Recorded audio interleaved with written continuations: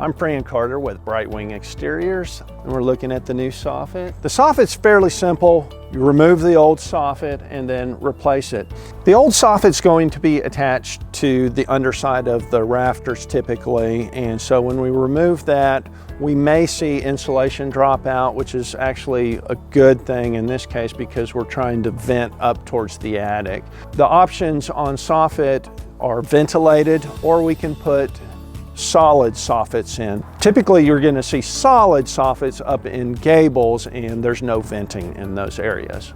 In this case we have a hip style roof, and all that means is that there's no gables and we have ventilated soffit the entire length of the home. We want to take a look at and see what the scenario is with the attic ventilation on the top side before we put in the ventilated soffit on the bottom side. So with some real simple calculations, we can take a look at the venting on the high side of the roof, which may be your ridge vents, it may be a turbine vent, it may be a powered vent that actually forces air out of the roof system itself.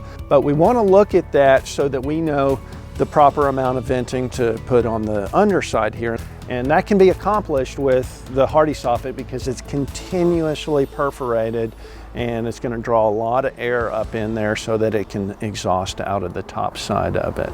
Prior to installation, we're going to install an insect screen on the back side of the soffit. The perforations in Hardie soffit are just big enough that small insects can get through it. Another really important reason that we do it is because of fire safety. We know that fire embers could creep up through these soffits, and so by putting that galvanized insect screen on there, the intent is to block those fire embers.